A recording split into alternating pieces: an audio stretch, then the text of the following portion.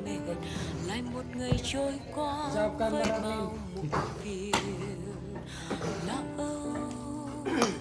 Cuộc đời này rồi sẽ xa xa, rồi tai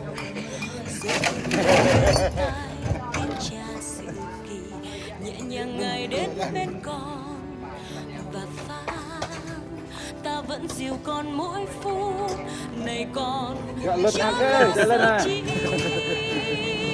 lòng biết ơn ngài ban lớn lao vô cùng, tình yêu cha đậm sâu có chi sánh bằng, vì yêu mà ngài đành chết thay thế con. Đời con nay giờ đây có cha đi cùng, lòng con xin nguyện dâng tất cả cho ngài mà thôi. Trọn cuộc đời này nguyện khắc ghi ơn ngài dòng sâu.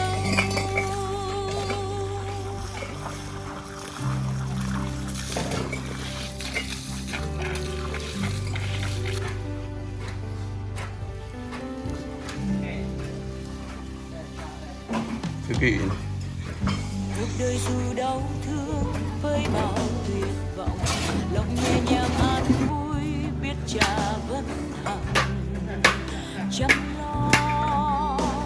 Ngài nâng bước chân con, ngài là tình yêu thương phù che cuộc đời, ngài là tình yêu thương khiến con mạnh dữ. Con sẽ dựa lưng cha mãi, lòng con vững tin vào cha. Lòng ghi ơn ngài ban lớn lao vô cùng, tình yêu cha đậm sâu có chi sánh bằng, vì yêu mà ngài đành chết thay thế con. Đời con nay giờ đây có cha đi cùng, lòng con xin nguyện dâng tất cả cho ngài mà thôi. Trong cuộc đời này nguyện khắc ghi ơn ngài sông sâu. Lòng ghi ơn ngài ban lớn lao vô cùng, tình yêu cha đậm sâu có chi sánh bằng, vì yêu mà ngài đành chết thay thế con. Đời con nay giờ đây có cha đi cùng, lòng con xin nguyện dâng tất cả cho ngài mà thôi. Trong cuộc đời này nguyện khắc ghi đời con nay giờ đây có cha đi cùng, lòng con xin nguyện dâng tất cả cho ngài mà thôi. Trong cuộc đời này nguyện khắc ghi ơn ngài rộng sâu.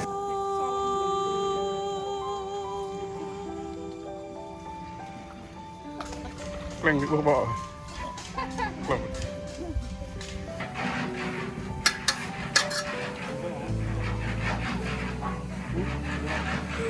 cả cái gì cầm nói rồi.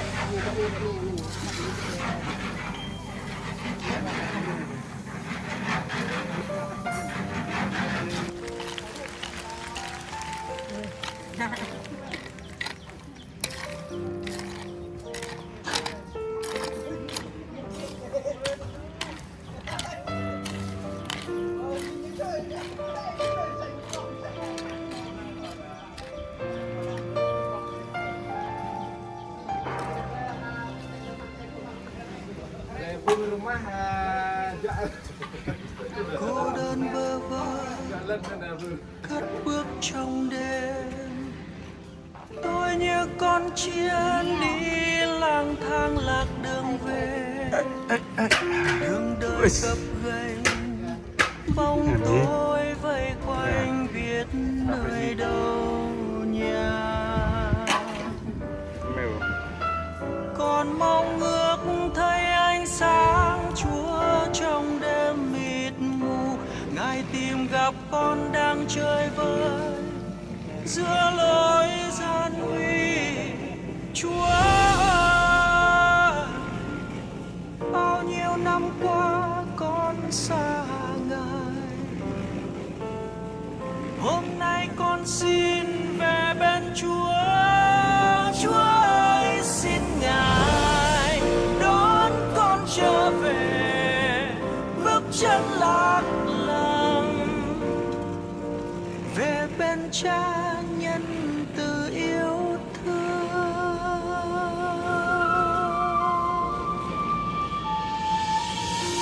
Khi xưa Giêsu đã đến dương gian, cam tâm hy sinh để cho con sạch mọi tội, chịu mọi nhọc nhằn, chết thế cho con ở trên thập tự. Nguyện xin huyết Chúa xóa hết cho con bao tội tình, và lòng này được trọn đời gần Chúa mãi không rời. Chúa trong ơn yêu thương đức nhân từ, xin đưa chân con về bên Chúa, thứ tha lỗi lầm, đỡ nâng linh hồn, dắt đưa con về bên Cha nhân từ yêu thương.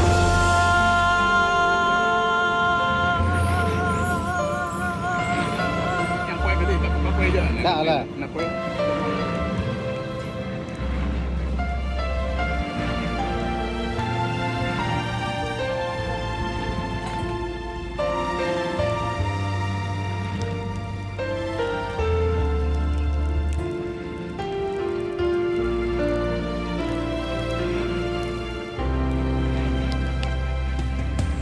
Khi xưa Giêsu đã đến nơi đây, cam tâm hy sinh để cho con sạch mọi tội, chịu mọi cực hình, anh Long, chết anh Long đổ đi thế á. cho con ở trên Được hả? thập tự.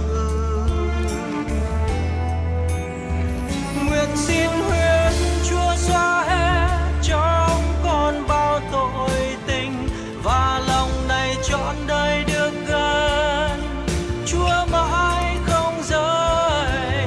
Chúa ơi trong ơn yêu thương đức nhân từ, xin đưa chân con về bên Chúa, thứ tha lỗi lầm, đỡ nâng Anh Long, anh Long, hôm qua đâu rồi anh Long? Bữa nay mình bỏ nghề rồi các bạn. Bữa trước thì mình đi đánh nhạc đám cưới á. À, đám cưới à? Mình nghe bao nhiêu vậy cô? Hồi xưa là có Đánh nhạc tắm ma thôi.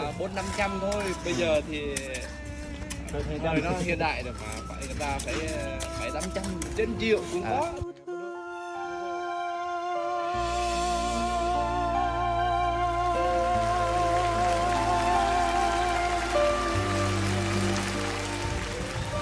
Ăn nguyên ấy. Cái này nó ăn nằm trong thôi nghe. Ăn cái gì đâu. Trong đơn giản hơn, cầm nhang.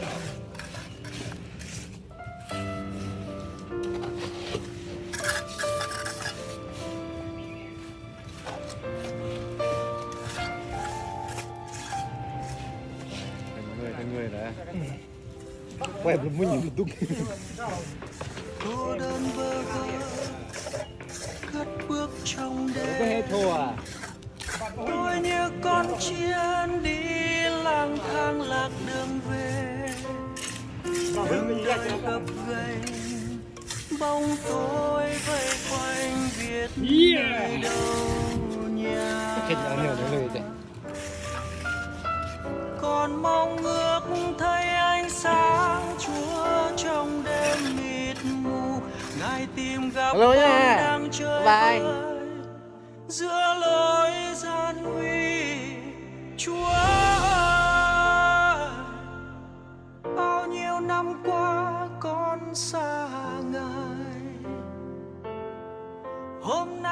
con xin về bên Chúa. Chúa ơi xin Ngài đón con trở về, bước chân lạc lòng về bên Cha.